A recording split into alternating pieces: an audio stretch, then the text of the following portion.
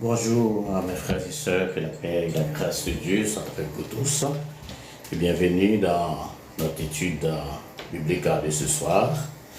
Et ce soir, je vous propose de poursuivre avec vous notre étude sur la dîme qui, la dernière fois, nous avons commencé avec la deuxième phase de cette étude et aujourd'hui c'est la partie 2 de cette deuxième phase que nous allons voir et nous avons commencé avec le principe du premier, c'est le principe du premier et nous avons pu établir ce qu'on appelle nous avons pu vous expliquer ça à partir du principe du parallélisme biblique et lorsque nous avons présenté la dernière étude pour vous qui étiez là, qui étiez avec nous, j'espère que vous avez été bénis et ce soir, il y a de grandes bénédictions dans cette étude que nous allons vous présenter ce soir. Ce soir, nous allons faire suite avec toujours avec les principes du premier. Mais ce soir, différemment, nous allons voir les premiers fruits doivent être offerts. Nous avons vu les premiers-nés dans la première partie de la deuxième phase de notre étude sur la dîme à la lumière de la parole de Dieu dans le contexte de l'Ancien et du Nouveau Testament. Ce soir, nous allons voir les premiers fruits doivent être offerts à l'Éternel.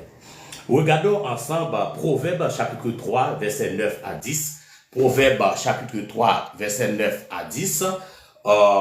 Et Proverbe chapitre 3, verset 9 à 10. Honore l'Éternel de ton Dieu et des prémices de tout ton revenu, et les greniers seront remplis d'abondance, et tes cuves regorgeront de mou. Ce texte a été écrit des centaines d'années après la loi de Moïse. Le texte du livre des Proverbes a été écrit des centaines d'années avant la loi de Moïse. On peut cependant noter une correspondance avec le suivant. Regardons Exode chapitre 23, verset 19. Exode chapitre 23, verset 19. Je vous ai dit que dans le ministère de la croix, ce que nous autres, nous mettons l'accent sur la parole de Dieu. J'enseigne la parole de Dieu et quand vous entendez parler d'un sujet quelconque et si vous suivez ministère de la croix et que vous êtes membre de ce ministère par alliance, alors il y a certaines questions auxquelles vous pourrez répondre dans le futur. Parce que nous autres, quand je commence à étudier la Bible, moi je me suis posé cette question, mais qu'est-ce que le monde va dire, mais pourquoi il a choisi d'étudier la dîme? Mais je vous ai dit, dans notre ministère, il n'y a pas de sujet tabou, parce que les hommes de Dieu, les personnes qui sont dans le ministère, doivent être bien imbus de la parole de Dieu pour ne pas induire le peuple de Dieu en erreur. Si vous ne maîtrisez pas la parole de Dieu, vous ne pouvez pas. D'ailleurs, si vous ne maîtrisez pas un concept, vous ne pouvez pas l'enseigner. Pour enseigner quelque chose, vous devez enseigner quelque chose que vous avez en quelque sorte maîtrisé. J'ai dit tantôt que le texte du Proverbe chapitre 3 verset 9 à 10 a été écrit des années avant la loi de Moïse. Et nous allons noter une correspondance avec ce texte avec l'Exode chapitre 23, l'Exode chapitre 23 verset 19. Tu apporteras les prémices des premiers fruits de la terre à la maison de l'Éternel ton Dieu. Tu apporteras les prémices des premiers fruits de la terre à la maison de l'Éternel ton Dieu. Et tout d'abord, notons qu'il n'est pas dit de donner. Et dans les deux textes que nous venons de lire, il n'est pas dit dans le texte, alléluia, ce que j'aime dans ce texte quand j'étais en train de préparer cette étude pour vous, il n'est pas dit de donner, mais d'apporter les prémices à l'Éternel. Oh, c'est quelque chose à souligner. Il a dit d'apporter et non de donner. On ne peut pas donner ce qui appartient à quelqu'un d'autre. Ça, c'est clair.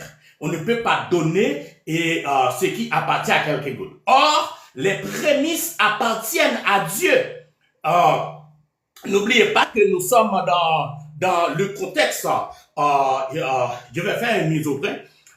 Je prie à toutes les personnes qui sont avec nous, qui suivent cette étude, de ne pas d'envoyer de demande pour participer. Vous ne pouvez pas participer dans une étude que moi-même je suis en train de présenter. Je ne vois pas comment la personne va participer. Je suis en train de présenter l'étude. Est-ce que vous comprenez? S'il vous plaît, n'envoyez pas de demande si vous respectez vous-même. Que Dieu vous bénisse.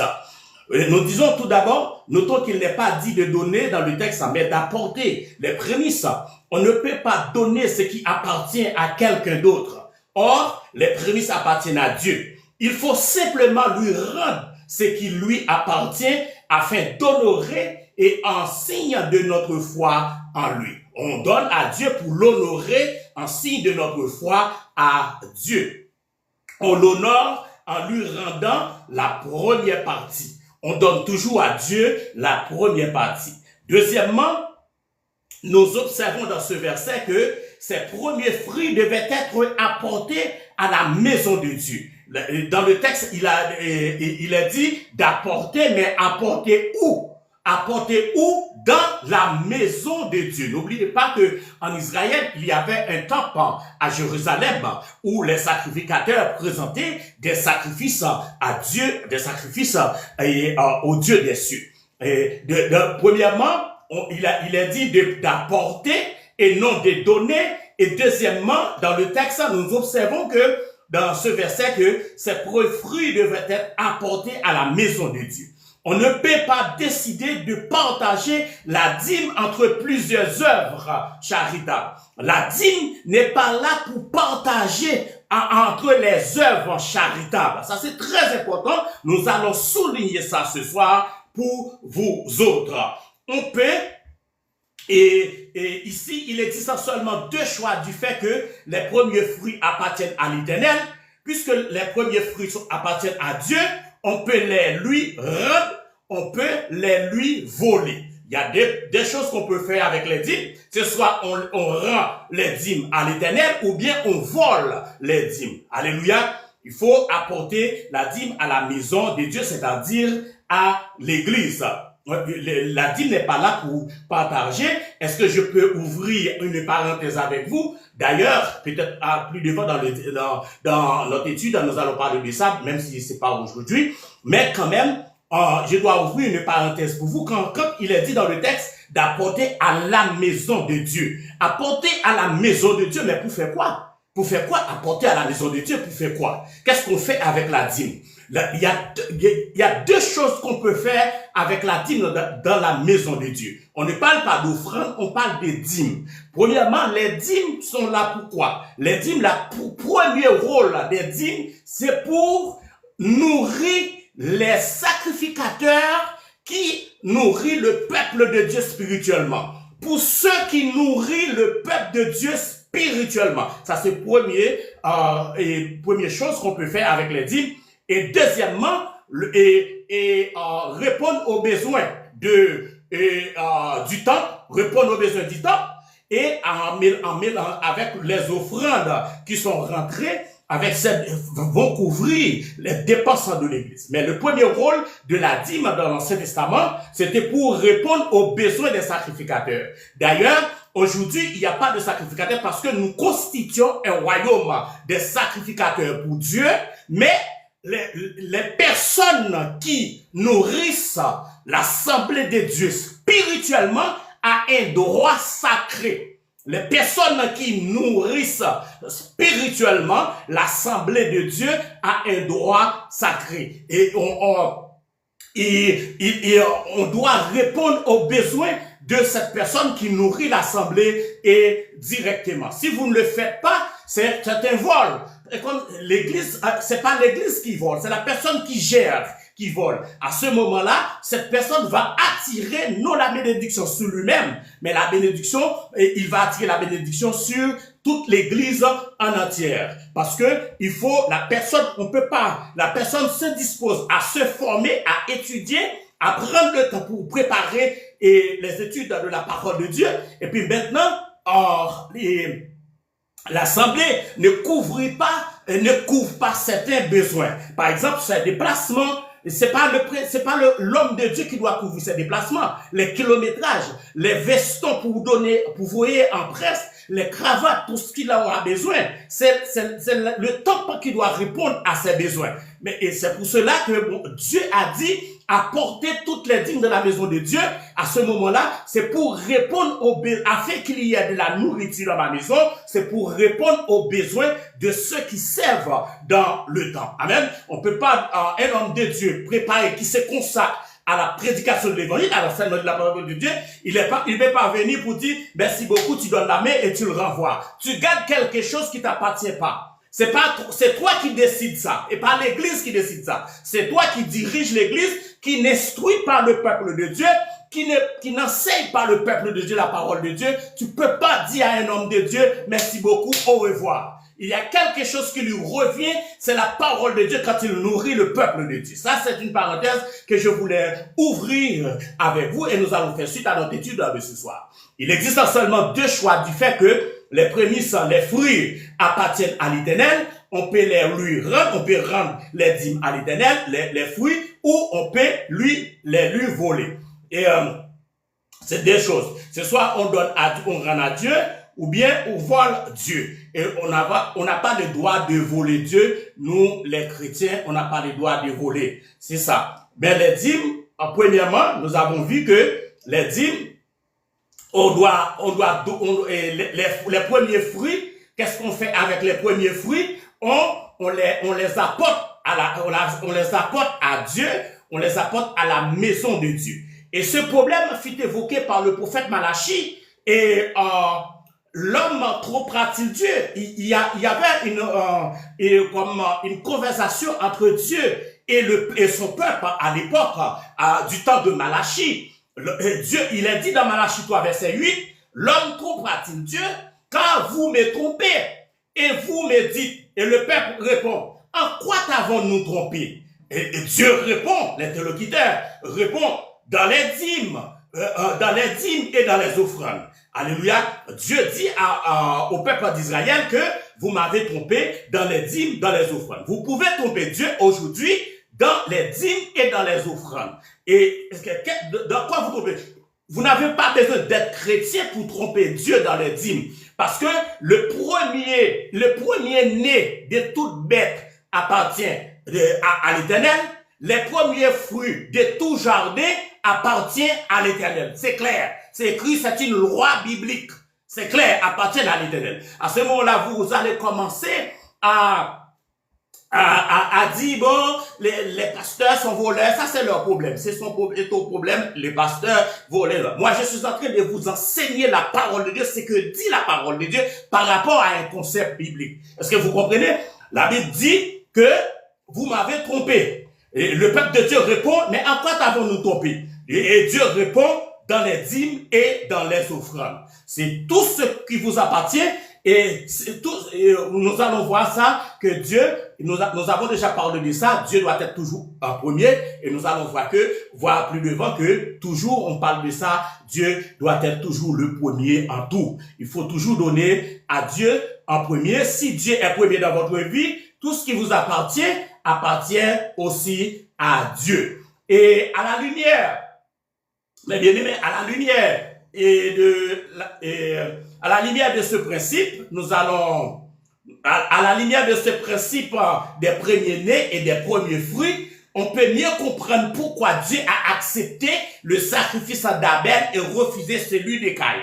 Et à partir du principe du premier-né et des premiers fruits, à partir du principe des premiers-nés et des premiers fruits, nous allons essayer de comprendre l'offrande de Caïn et l'offrande d'Abel. Regardez avec moi, Genèse chapitre 4, verset 3 et 4. Genèse chapitre 4, verset 3 et 4.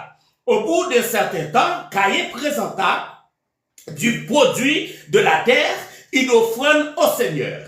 Et Abel offrit de son côté des premiers-nés de son bétail. Genèse 4, verset 3 et 4. On ne trouve pas chez Caïn un principe bien établi de la prééminence de Dieu. Amen. Comment? Au bout d'un certain temps, du produit de la terre, pas question ici des premiers fruits. Caïn était cultivateur et n'apporta pas les premiers fruits de sa récolte. Abel était éleveur de bétail et il a offert des premiers-nés de son bétail. Vous voyez?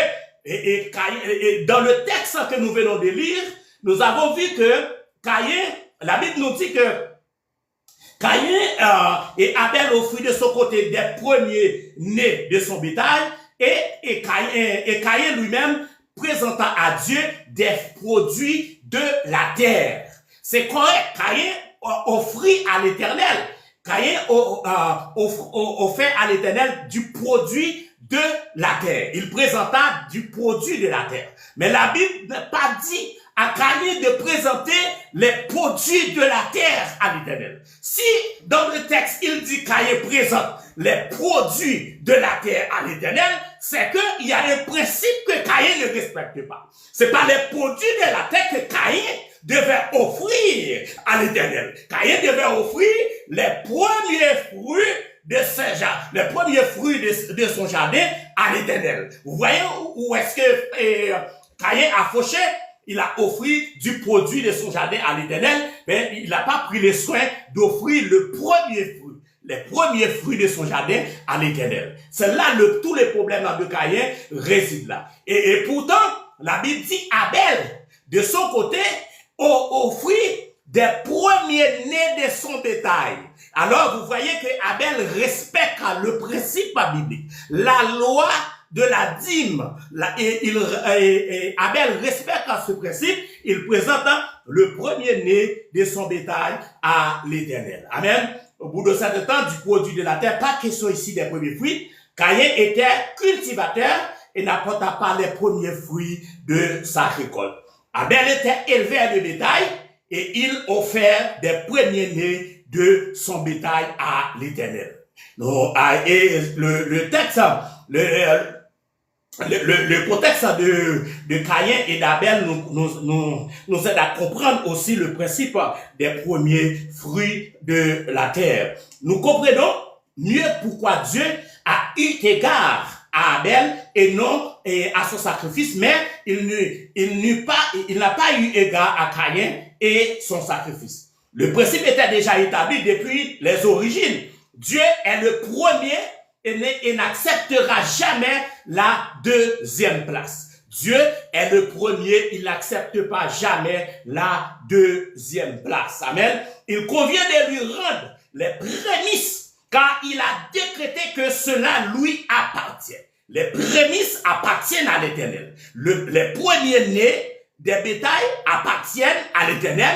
Les premiers fruits de ton jardin appartiennent à l'Éternel. Alléluia. Oh, j'aime la parole de Dieu. On retrouve ce principe avec la conquête du pays promis. Et pour finir, pour ce soir, nous allons voir aussi le principe,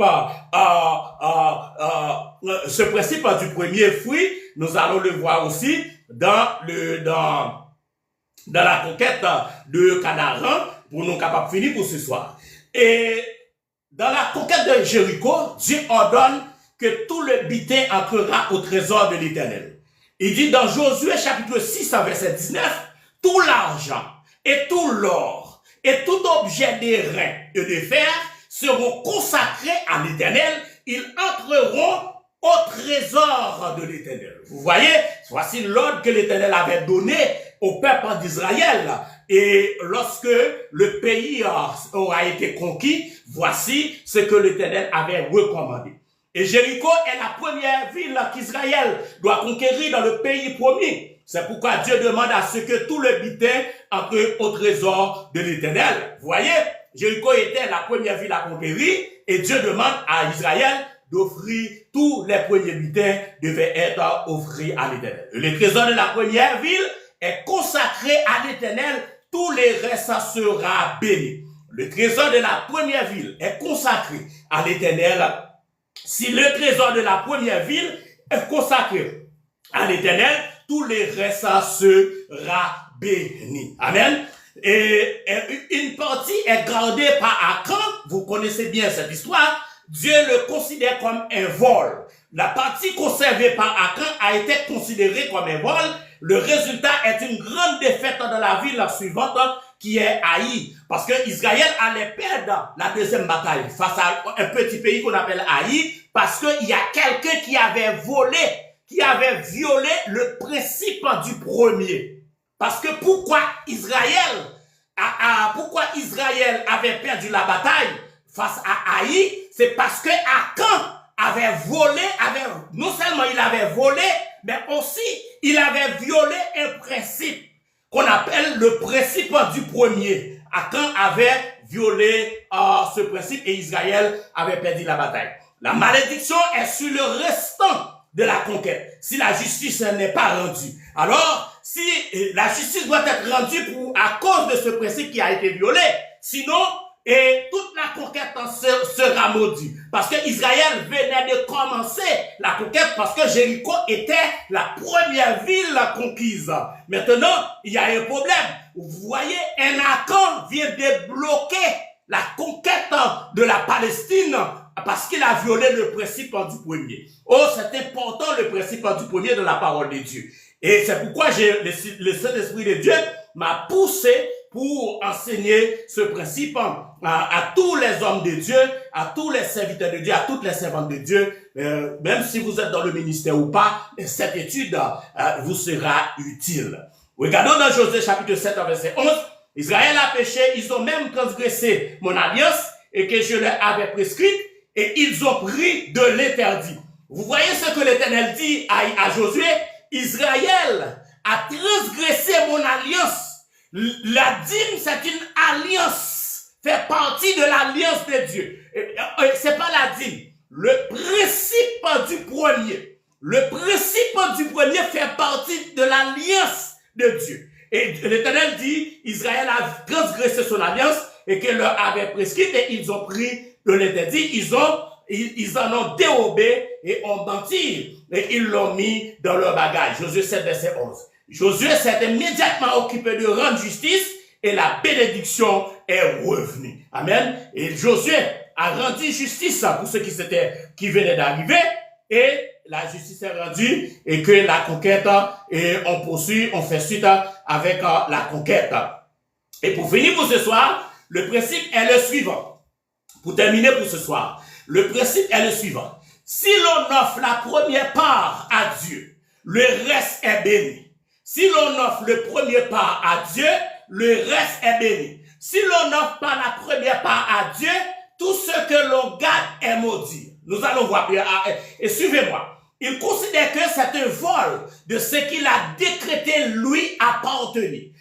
Si Dieu dit quelque chose lui appartient et que ce quelque chose-là a été volé, est considéré comme un vol. La dîme appartient à Dieu et ne doit pas être gardée. Si elle est gardée, cela devient une malédiction. Celui qui garde la dîme ou bien qui viole le principe du premier attire la malédiction de Dieu sur lui. C'est pas moi qui dis, c'est la parole de Dieu qui dit. Et c'est une malédiction pour tout le restant aussi. Alléluia. Non seulement la personne qui a violé le principe du premier, le principe de la dîme, attire la malédiction, mais aussi la malédiction va se tendre sur le restant aussi. Nous allons voir.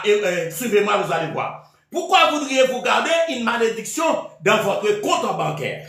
Pourquoi vous voulez garder une malédiction dans votre compte bancaire? Est-ce que vous savez qu'il y a des personnes qui gardent des malédictions dans leur code, dans leur compte bancaire? Il a déjà assez de problèmes comme cela. Lorsque l'on rend le premier dixième à Dieu, les 90% restants sont bénis par lui.